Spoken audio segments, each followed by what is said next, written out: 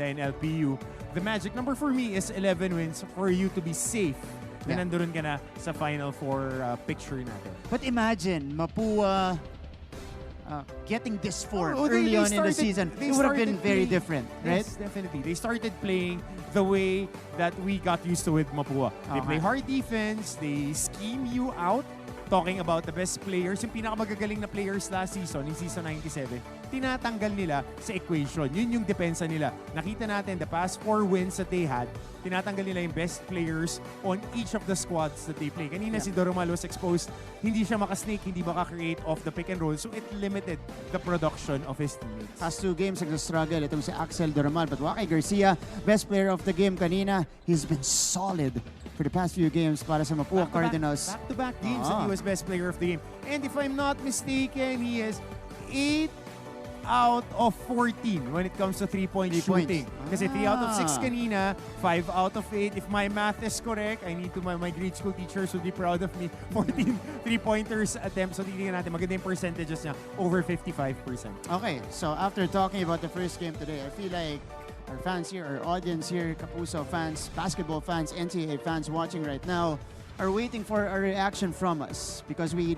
definitely need to address the elephant in the room. You know, what happened yesterday here on the court dun sa second game po natin.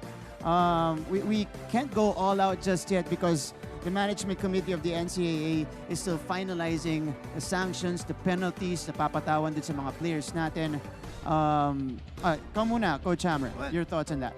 I would speak as a member of the big basketball fraternity right now, as a big brother, because I know the kid. I know John Amores to heart. I worked out with the kid.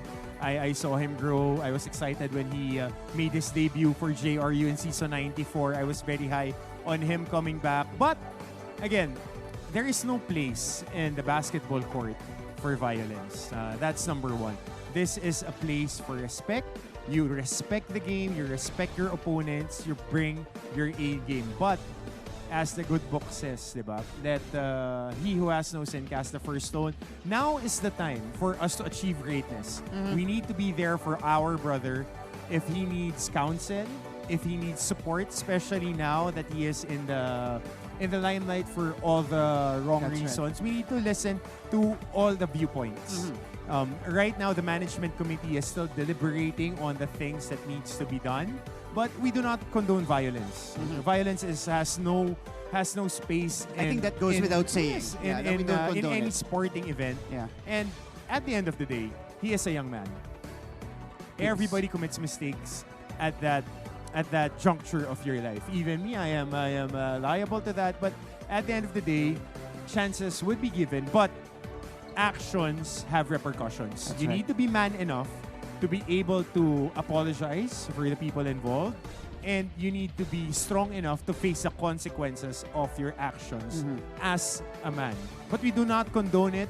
We do not support what happened. But at the end of the day, we need to give chances for people to bring out the best version of themselves. That's how we achieve greatness. That's what the NCAA is all about.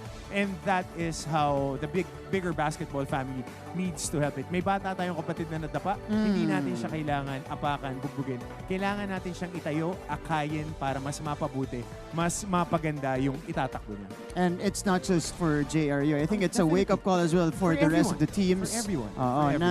To be there for the players. And again, you know, we don't know what's going through their minds. And so right now, ako, speaking as a coach, speaking as a player, speaking as a father, now is the time for us to provide a support system, not to cut off this young man. Because if we cut him off, that could open up a lot of other doors for him instead of akayin natin sa mabuti. I mean, it got out of hand. Tempers flared up. But at the end of the day, he is a young man that needs guidance, not only from his coaches, from his family, but right now we need to... family tayo eh. Diba? We achieve greatness. We're stronger together. That's true. That's what we always say. So together we can help out everyone. And a special shout out to the College of St. Benilde Blazers that that held on to their emotions, that kept themselves in check despite all of the things that were happening. I mean, I tip my hat to all of these guys, and I mean, cooler heads will prevail. The people who are in the management will drop the hammer. Yeah, eventually, for but, sure. But right now, now is the time to stick together. When the tides are rocking, you need to be closer together. You need to be stronger together as a team, as a family. This NCAA. There you go. Well said, Coach Hammer. And I'll leave it there because again, you know, we're still awaiting for the final decision, final sanctions and penalties for the players from the NCAA Management Committee na aabangan niyo po in the next few days. Siyempre, pag ibaba na nila yan, definitely it will be here. It will be a topic of conversation here on the show. But this next guy that we will feature, Coach Hammer, you're very proud of him. Our Power Player of the Week. Where's my jersey number? But Let's he is go. way better than me. Of course, our Power Player of the Week from the San Beda Red Lions. Number 12, JB Bahio. There you go. JB Bahio, panoorin po natin siya.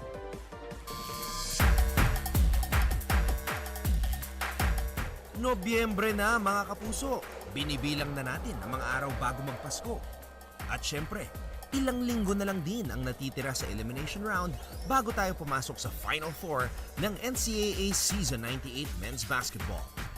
Posisyon yung kontrapay, Brazil get it to him. Instead, Bahio takes and makes the baseline. At sa unang linggo ng buwan na ito, isang manlalaro ang nangibabaw. Floater in the lane is off. Bahio with an offensive rebound. And JB Bahio puts it. Yan ay walang iba kung hindi ang graduating power forward ng San Beda Red Lions na si JB Bahio. San Beda has been unstoppable in the second half. Tingnan nyo naman ang kanyang ginawa kontra Arellano. 10 points, 14 rebounds at 3 assists sa loob lamang ng 20 minutos.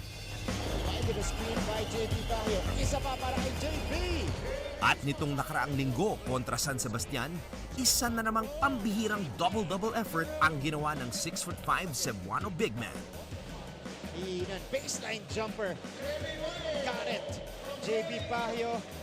11 points, 16 rebounds at tig-isang assist, agaw at supalpal ang inambag ni Bahio sa tagumpay ng Red Lions sa overtime. Strong. Bahio offensive rebound. Good back is good for JB. Now we go. Walang kaduda-duda na si JB Bahio ang isa sa pinakaimportanteng parte ng pangarap ng San Beda na maibalik ang corona sa Mendiola. Kaya naman karapat-dapat lamang na hirangin si JB Bahio bilang ating NCAA Power Player of the Week.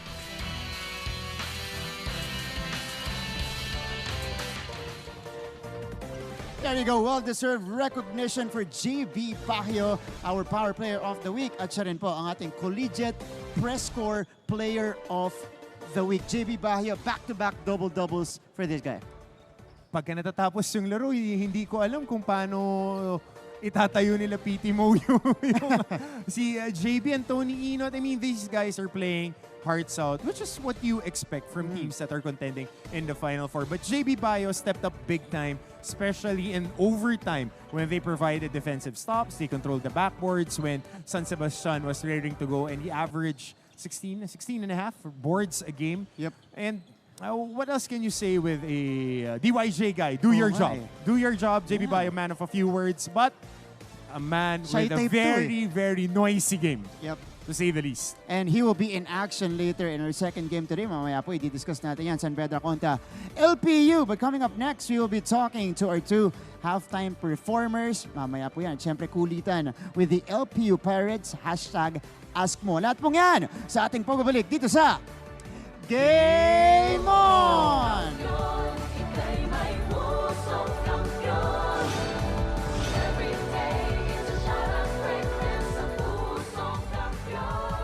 Mga kapuso, welcome back to the show. You guys are still watching Game On. And nandito pa rin tayo sa Philoil Eco Oil Center in San Juan City for this edition of the show. As promised, mamaya po, papakita na natin yung features natin, or feature rather, tungkol sa LPU Pirates. Kulitan, kasama sila. Pero ngayon, kasama muna natin, as promised, ang ating halftime performers for Game 1 and Game 2. Game 2, kani-kanina po, nag-perform na Game 1. Salamat naman na paunlakan tayo. Napaka-busy batang to. Althea, Ablan. Hello. Wow, hello mga kapuso. Kamusta? Busy na to, ah. Wow, Sobrang sikat pa. talaga Sa ba? lahat ng platforms, di ba? Uy, saya kaya mag-perform. Masaya, di ba? Yes. Hindi ko naabutan. Anong pinperform? Ay, ulitin ko. For Ulit, you. gusto mo? Pwede naman. Pwede. Pwede, oo. Yeah, pero game na game yan si Althea. Pero syempre po, mas game yung ating Game 2 performer, Mr. Jeremiah Tiangco. Brother. Hello mga kamusta? kapuso. Maraming salamat po sa panonood ng NCAA. At si Jeremiah, batang NC to naglaro to sa Perpetual, Yes, diba? yes, man. First year college. Pero since high school, so I was playing for Perpetual Health.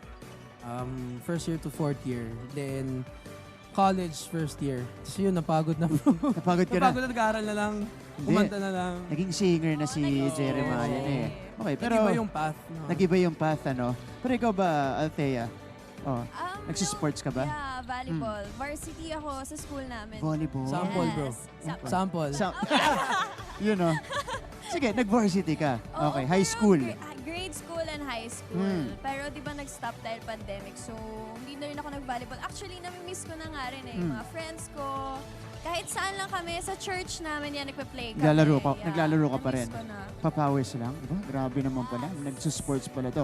Ikaw, Althea, kailan ka pa nagpo-perform? Kailan ka pa nag-artista? Alam ko, teka lang, correct me if I'm wrong, Prima Donnas kasama ka. O yun, Yes, bago yes. yun, ano yung mga ginagawa mo ng Actually, projects? when I was 6 years old, commercial. So, sa commercial talaga ako nag-umpisa. And Sige then, nga, sample nga ng wow acting, yes acting. Okay, Review na dito, lang. dito. Yeah. Yan. Wow! Wow! Taas eh. O kita mo, umatik na, kaya napunta sa GMA. Kasi, ibang klase, naiiba. Tapos, Ayun, and then, 11 years old ako, nag-audition ako sa GMA. Actually, twice yun eh. So, sa second ako nakuha talaga. So, yung una ko sa GMA, Beautiful Stranger, tapos nag-Mulawin, Encantadia. Mulawin, Yeah, yun pala. Mulawin. Oo. And then yun, nag-Prima Donnas. Then ito, meron kaming upcoming show. sige, mamaya, Yes. i-reveal mo yan. Tanong muna natin si Maya. Ikaw Yes, naman, bro. Maya, nakakarami ka ng performances Yeah, dito. yeah. But I heard, may concert to na darating. Yes, man. Oh. I'll be having my first major concert this February 11, 2023. Yeah, next year, guys. So, it's entitled Dare to be Different. So, yeah. Dare to be different. Sige nga, bakit yun ang tagline mo? Dare to be different. Ano ba yung different na dadali mo dyan sa concert Feeling na ko, yan? brother, kaya yun yung napili naming title. Kasi parang, I believe na sa bawat artist o sa bawat tao may own uniqueness na hindi nila alam. So, I want na ma-discover nila yon and ma-realize nila yon sa araw ng concert ko. Okay. Taray. Hopefully. Wow. Handa ako actually. Iba, ibang level.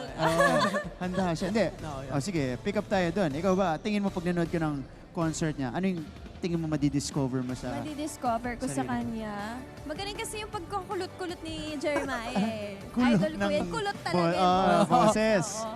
Well, ano pa ba? Hindi, pero Tingnan na lang natin. ikaw, anong madidiscover mo sa'yo na different? Kasi sabi niya, pag nanood kayo noon, madidiscover mo yung iba sa'yo. Oh, Anong as a madi-discover? performer. Yun nga eh. Depends na lang sa'yo Titignan yan. natin yan. Oo. Titignan Titignan natin. natin I mean, yan. sa music perspective din, yun yung... Correct. Dun. Okay, madidiscover mo yung style mo. Pwede yung mo galaw ma-discover yung style mo or yung... Personality. Personality mo. Sumasayaw pala ako, kaya ko pala kumanta. Meron ka ba dyan mga special guest? Of course.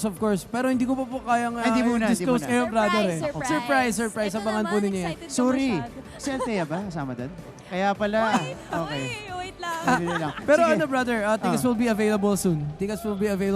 Okay. Ngayong November. Wow. Mag-release ako ng tickets. Congratulations in advance. Ikaw naman, Althea. Ano yung show na sinasabi mo kanina? Ayun, Ayan. abangan ninyo po ang Arabella. Pero next year pa yon. Makakasama ko dito si Camille Prats, si Shane Sava, Wendell Ramos, Alfred Vargas, Clea Pineda, Phil Lorenzo, nandyan din sila. Wait, the return of Miss Camille Prats to Yes. a serye. Yes. A show. Yes. Diba? Nagbabalik After na siya. After you- ilang years. princess, di ba? Grabe naman. So ikaw, Actually, tawag nga sa kanya sa set, Princess Sarah. Princess Sarah. Oh, kasi siya yung nagbabalat ng patatas. Oo, Di ba? wow. Okay. Yun yung iconic role niya dati, di ba? Yes. Pero kamusta naman, nakakatrabaho mo yung mga big artists? Sa Oo ikaw din, naman, napunta ka na veterans, doon. diba? Oo. Siyempre, Veteran ka na ba? Hindi pa. Di ba? Naka-18 pa lang nito eh. Oo. Siyempre, honored kasi madami ka nakuha tips sa kanila. And siyempre, kung paano maging professional sa set. And ayan, directed by Direct Adolf Alex. Adolf Yes. Alex. Hi, Direk. Okay. Sige nga, sampulan mo kami. Paano ba maging professional? Ano yung natutunan Wait mo? lang, gusto ko- Yan na. Okay. On Yung cue. isang ano lang, yung kaliwang, Iiyak. kaliwang mata lang yung iiyak. Kaliwang mata. Dalawang mata. Iiyak. Okay. Pero Jeremiah mamaya. Yes, bro. Ate, ano yung performance mo kanina? Kanina sumayaw ako ng What is Love. What is love? Mas gusto ba Twice. sumasaya o uma-acting? Po-perform acting? Dahil pinagpala tayo sa sayaw, sayaw na lang Ah, tayo. sayaw na lang tayo. Sayaw na lang Sa'yo tayo. na lang. Oo. Okay. Ikaw naman, Jeremiah, later game 2. Dami mo nang na-perform dito. Yes. Dito sa show natin at saka sa NCAA. Ano naman yung performance mo mamaya? Ako naman, bro, I'll be doing acoustic. So, may gitarista ako ngayon. So, Ooh! Lloyd Velasco. Shout out sa'yo sa Lloyd Velasco. So, Medyo soulful, ah. yeah. Yun yung kaya sinabi ko na pakulot-kulot siya. Yeah. Yun. Chill tayo this time. Chill tayo this Chill time. tayo this time. O, abangan Kasi niyo po masyado yan. mainit yung laban natin ngayong ano. Oo nga eh. Di maganda yung laban mamaya. Okay, pero syempre before we let you go, not that you need it, kasi ang dami nyo ng followers sa social media. Unahin muna natin si Althea. Invite them to follow you online at syempre ang iyong upcoming shows. Ayan, mga kapuso, i-follow niyo po ako sa Instagram at Althea_Ablan30, sa aking Facebook page, Althea Ablan, sa TikTok, syempre, Althea X Blan, at abangan niyo po ang Arabella this coming year, at syempre, daig kayo ng lola ko every Sunday, 7 p.m. po yan. There you go. So, Maya. Ako naman, syempre, All Out Sundays. Every Sunday yan, guys, 12 noon. Huwag niyo pong kakalimutan. And syempre po, ang 214 Lolong official soundtrack, huwag niyo pong kakalimutan. And yung concert ko po, February 11, 2023. Yeah. Exciting! Abangan niyo po yan. Malapit na yan, Jeremiah Tiangco at Althea Ablan. Maraming salamat po. Thank you so much. Thank you. Our two halftime performers today. Mamaya, Jeremiah Tiangco will be performing in her second game between LPU and San Beda. But before that, speaking of the LPU Pirates, as promised, eto na ang kanilang kulitan kasama sa ating hashtag AskMo segment. Watch this. Nandito na ang pinakamahalagang tanong na susubok sa pakikipagtalastasan ng ating mga atletang Pilipino. Siyempre, joke lang yun. May gusto ka bang malaman? Ask mo!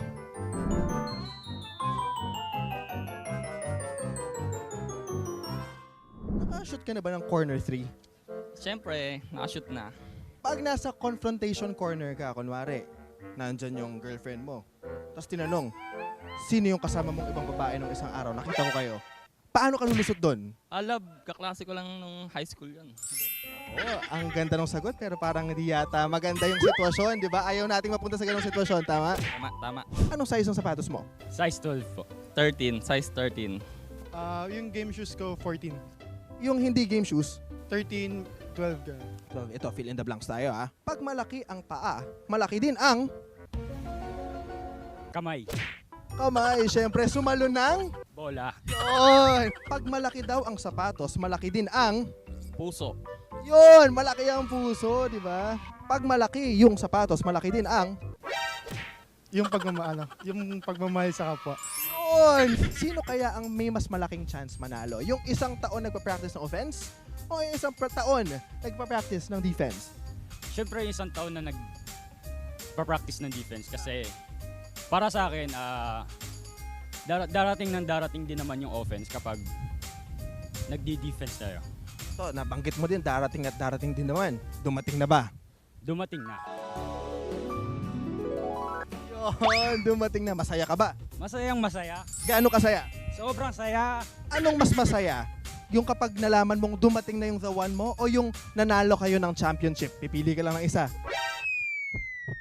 Siyempre, yung championship. Siyempre, career muna. Okay. So, ito na pala yung huling pagkikita nyo ng the one mo. Last shot. Diba? Lamang ng 1 point ang kalaban. Ikaw kunwari yung coach. Sino ang papapasukin mo? Si Jordan, Kobe, o si LeBron? Mas gusto ko maglaro ng clutch si Jordan talaga. Siyempre Jordan. Kasi yun yung isa sa mga idols ko na nag-inspired sa akin na maglaro po. Para sa akin si Michael Jordan kasi alam naman natin na subok na si Michael Jordan sa mga crucial shot. Hindi mo inaasahan, nakita mo ang crush mo, nanonood pala sa game nyo. Paano mo siya susulyapan at saka ngingitaan? Kaya parang napuwing ako, ganun. Kunwari, shoot ka. Shoot, di ba? Tapos, hanapin ko siya O, kunwari, ayan siya, nasa camera. Yun! Meron ka bang kapuso artist na crush? Meron po, si Marian Rivera. Naglalaro ka, for example, championship. Nakita mo siya, nasa audience, nanonood. Paano ka susulyap tapos ngingiti ng pasimple? Si Marian, nakashoot down 3 points. Ito, last ball possession. Intense ang laban. Ipakita mo sa amin, ipakita mo yung pinaka-serious na face mo.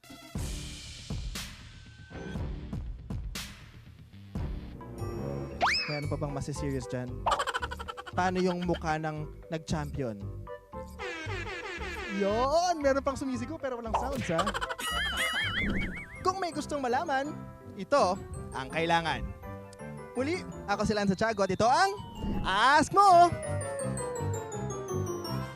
You're next. Be the man. Lance Tiangco, maraming salamat po. Kulitan, hashtag ask mo. Oo. Siyempre, yan si Lance yan. Pero, Hindi na that's my boy. Hindi na.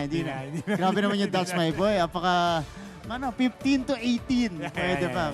Pero, ayan po, ang LPU Pirates. Kulitan sila kanina dun sa segment natin. Pero, nasa likod natin sila. Ready na. Seryoso na. Nagwa-warm up na ako, Jammer. Pagka nakaapa ka na sa loob ng court, nakabihis ka na, wala nang masakit dyan, expected na ng coaches mo, ready to perform ka na. Coach, ang ganda ng laban natin. You mentioned earlier, one of the teams here, San Beda and LPU, will finally reach 10 wins. Which is important. Kasi that's one foot in the door already. Yup. You know, that's your first ticket. Or you get half a ticket to the Final Four already. Kumbaga invited ka na. Oo. Invited ka na sa Final Four dance. But of course, both these teams, LPU in the second round, I was talking with their coaching staff, they've been up and down with their performance. Maganda dahil naka-invest na sila ng maaga na mga panalo. But with LPU, they are having a tumultuous second round. But their performance will be trending up dahil they've been seeing a lot of the adjustments. Inaatake na rin kasi sila. They've been scouted. So, tingnan natin ano yung magiging adjustment ni Coach Gilbert Malabanan dahil ito, by committee siya nananalo. Nung first round, he had guys stepping up big time for him. And right now, they are marked. Titignan natin ano yung mga magiging adjustments. Because in the second round, the wins are tougher to come by. That's true. And in the first round encounter, we expect San Beda to have a little bit of... They had a 17-point lead in the second 17-point quarter. lead. And then, yun yung isa sa mga epic comebacks ng LPU dun sa first round natin. It was triggered by Renz Villegas who entered the third quarter. Villegas, Montaño na nagsushooting dyan sa yun. Pilipil? Peñafiel. Yan, nagugulan na ako. Hindi, kasi may player sa junior, si Pilipil. Peñafiel, who nursed a sprained ankle to start off the second round. So, antabayan na natin how LPU will defend and how San Beda can find consistency in the end game. Because ang nangyayari sa San Beda, they built a big lead, but towards the latter part, aabulin ba? Or they can find that guy that can stabilize their attack in the fourth quarter and just say, teka lang, eto na tayo. Tayong bahala rito.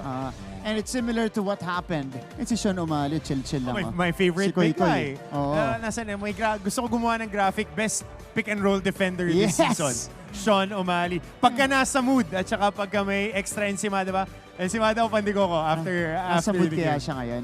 Okay, Nasa mood yan. Laging nasa mood Nasa yan. mood. No, I was about to say, it's the same situation for San Beda against San Sebastian. They led early, humabol San Sebastian, hit 3-pointers consecutively. Almost making a game winner. And overtime, Yes. game winner ni Paeng Are. So, that's a challenge right now for San Beda, and that's what they need to address. They just need to find their endgame chops. They find their second wind. Kasi physically, they are there. They can compete. They can out-off their opponents. But mentally, the pre-game, during their past game against San Sebastian is all about #tough. How can they show that they are tough in the end game, and how can they extend that toughness through their performance? That's true. Yun nga yung talagang ina-address dito ni Coach Yuri Escueta. Yup. You know, from start to finish, I think it was Chloe Carrillo who mentioned it. Their courtside reporter nung laban na yon, na buong halos siguro 3 hanggang sa 4 na reports ni Chloe may mention ng toughness. Even in the dugout, toughness. Because when facing San Sebastian, you're facing, you know, different level of physicality in basketball. It's the NCAA. The physicality is a given when it comes to playing. But at the end of the day, will you be tough enough to execute? This goes for all teams. Will you be tough enough mentally to execute under duress? Ganun lang kasimple yan. Yan ang tatanungin. Especially right now, ang mga teams bumubuelo na papasok sa Final Four. Correct. Speaking of the Final Four, Coach Hammer, how do you like Mapua leapfrogging maybe 2 to 3 teams with a win earlier from number 9? For most of the season, they're number 10, number 9 because of the losses early on. Right now, 4-game winning streak in the middle of the second round, and now they are at 6 or 7. Well, for these two teams, you just need to take care of business. Get the 10th win. You're good to go. You're at least in the playoffs because the best card that Mapua can get is a 9-9 record. You get into 10 wins, you might be safe for a playoff game if you want to prevent a playoff with Mapua. But we still have JRU, we still have Arellano that has an outside chance. But I think Arellano now has 9 losses. So nakikita natin nandiyan yan. But with San Sebastian and the other squads na naghahabol, baka makahabol pa sa playoffs with that 10th win. But you need to take care of your own backyard. Take care of business. Get to 11 wins. Win every possession. Paulit-ulit ako dyan with the teams that I coach. You win every possession, that would be helping you get to that bigger picture, yung mas malaki yung pangarap, which is to qualify in the Final Four. There you go. That's the best card for the cards. Okay, I just had to. But working with Such a low-hanging fruit. Fruit. I needed to. Okay, LPU kontra San Beda featured in our second game today. I'll be working this game alongside a guy na nakalaro po namin last Sunday and who hit a 3-pointer when Steph Curry mode tumalikot. Ba't kayo nagtataka? Na nakashoot ng 6 na sunod na 3-pointer. Teka lang Ayan 6 na sunod. Nagtataka kayo, bayad yan shumot. Tsaka home court niya to. Home court niya dati. Home court ni Ray ng Batak tumiscore ng 40 yan dito. I think, tama ba rin season 93? 94? 92. Season niya yan. Tinitignan ko na sa taas si Ray. But of course, our good friend Ray ng Batak Stingray will be doing the game with you, partner. So this will be a very good one. Yung ginawa niyang move dun, move niya talaga yun sa court, yung crossover, tapos tira. Nagtataka pa kayo. Nagtaka ako na 7 yung minintis bago na nakashoot ng 6 na sunod-sunod. Nilalaglag na kita para mag-extra shots ka. Wag mo namang i-booking yung Kasi ako lahat ng tinira ko mintis. Lahat ng tinira ko okay. mintis. So at least consistent naman kami dun sa namin. Okay. Consistent kami dun sa character namin. Tawa ka, ha? Well, ito po yung laban natin mamaya. San Beda kontra LPU round 2. Oh, this should be good. Nalala natin, 89-81 victory for LPU in the first round. Can San Beda avenge their loss, or will the LPU Pirates sweep the season series with the Red Lions? Yan po yung aabangan niya maya-maya alaman. Coach Hammer, thank you so much. Yep, I'll take my seat on the ground and enjoy this ball game as you do your job with Ray upstairs. Oh, he's gonna be there. I'm gonna enjoy as well, by the way. Pero mga kapuso, maraming salamat po for joining this edition of the show. This has been your favorite in-between sports and entertainment show. This is Game